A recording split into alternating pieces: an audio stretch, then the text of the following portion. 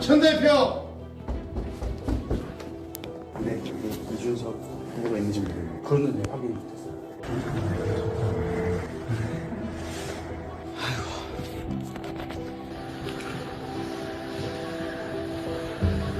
이준석을 만나자고 했는데 여기 맞죠? 의원회관에 있다고 해서 왔는데 방에 문은 열렸는데 사람이 없어요. 그래서 이제 기다리다가 지금도 오지도 않아. 자, 이번 대선의 최대 변수로 꼽혔던 사전투표 전 단일화 성사 여부. 결국 무산됐습니다. 김문수 후보가 이 마지막 협상을 위해서 어젯밤 한밤중에 국회를 찾아갔습니다. 바로 이준석 후보의 사무실이 있는 곳이죠. 하지만 이준석 후보는 만나지 못했습니다. 천 대표! 네, 이준석 후보가 있는지 모르겠네요. 그거는 네, 확인이 됐어요.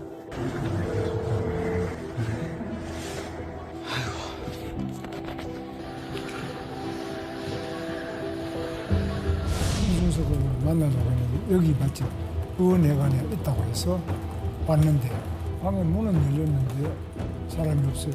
그래서 이제 기다리다가 지금도 오지도 않아. 연락이 물론 안 되는데 전화가 자체가 안 돼. 기자분들도 안 받을 거고 이제 본투표 때까지는 노력을 계속해야 되지 않나. 이준석 후보 측은 이렇게 갑자기 찾아온 것에 대해서 좀 불쾌감을 피력하던데 입장이 어떠세요? 그렇게 할 게 뭐 있겠습니까?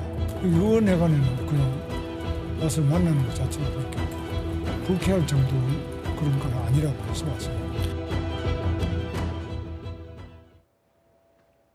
김문수 후보는 영상에서 보신 것처럼 이준석 후보와 만나겠다는 어떤 사전 약속이 없이 무작정 국회로 찾아간 것으로 알려지고 있습니다. 이 단일화를 놓고 펼쳐진 이른바 한밤중의 숨바꼭질이었다, 이렇게 표현을 하고 있는데요.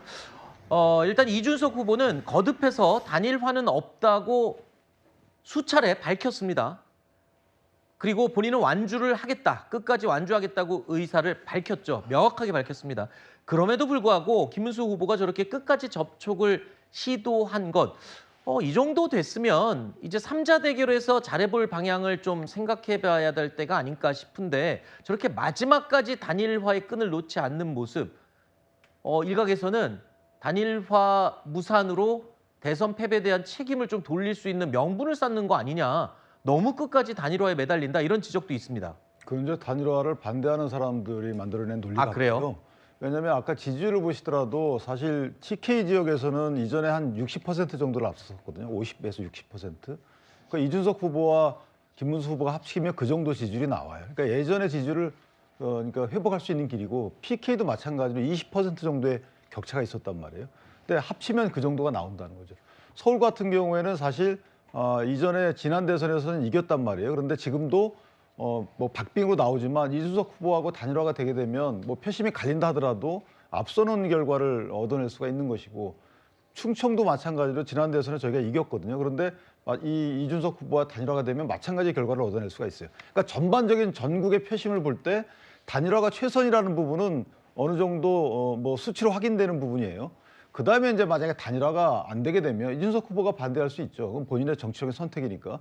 근데 안 되게 되면 이제 그 김문수 후보 입장에서 보면 전통적 지지층을 쏠리게 해놓고, 네. 그다음에 이재명 후보에 대한 지지층을 만약 이제 그 이준석 후보가 가져간다면, 네. 그것도 뭐 승리 요건은 되지만 사실 그게 여의치가 않잖아요. 네. 따라서 일단 단일화가 가장 최선의 방법이다라는 것은 이준석 후보도 알고 국민의힘도 압니다.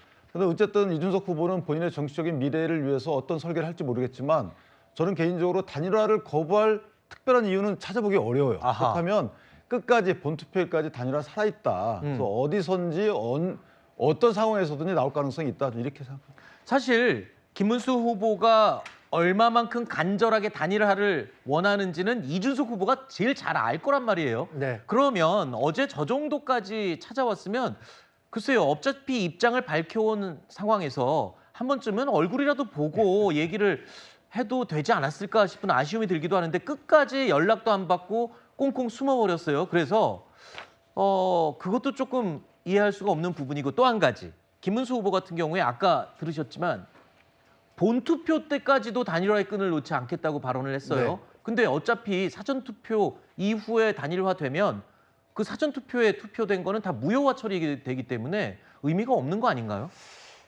사실 뭐 사전 투표 전에 단일화가 이루어졌다면 최선의 시나리오였겠죠. 네. 사전 투표율이 보시는 것처럼 이제 사전 투표는 제도적, 문화적으로 유권자들에게 자리를 잡은 것 같아요. 네. 이번에도 분명 40%에 육박하는 사전 투표율이 나올 것으로 예상되기 때문에 본 투표 전까지 김문수 후보가 단일화를 이뤄낸다고 하더라도 그 효과는 상당히 반감될 수밖에 없다고 봅니다. 네.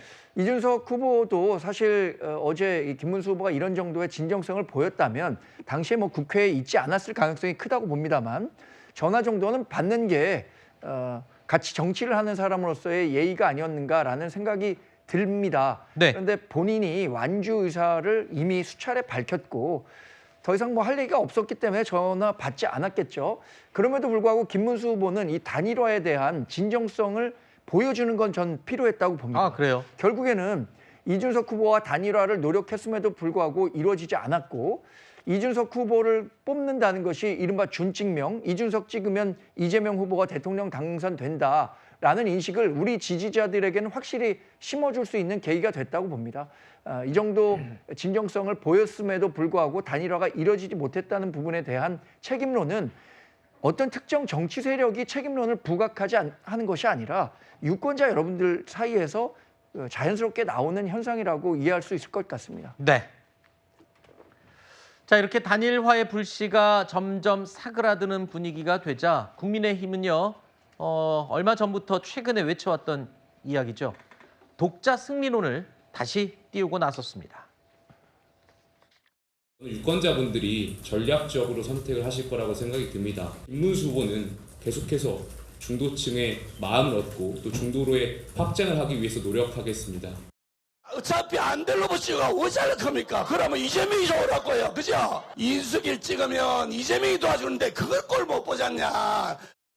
과연 지금 이 시점에서 개혁신당을 찍는 젊은 유권자가 무엇을 바라겠느냐를 봤을 때 젊은 유권자들은 사표론이나 아니면 전략적 투표론에 대해 가지고 국민의힘이 바라는 방향으로 움직이진 않을 것이다. 아까 윤기찬 부위원장님이 설명해 주신 것처럼 막판에 이제 단일화 없이 그냥 자강론으로 간다 치면 이재명 후보의 지지율을 이준석 후보가 뺏어 가거나 아니면 보수 결집으로 그 차이를 김문수 후보가 또 메꾸거나 그런데 이게 또 현실적으로는 그렇게 여의치는 않다. 뭐 이런 설명을 해주셨는데 이런 부분에 대해서 단일화에 너무 매달리다가 선거운동 기간 내내 단일화만 외치고 전략이 없었다. 이런 비판이 나오기도 했었죠. 막판에 일단 사표론 그리고 자강론을 들고 나왔는데 이게 남은 5일 동안 얼마만큼의 변수로 작용할지는 지켜봐야 될 것 같습니다.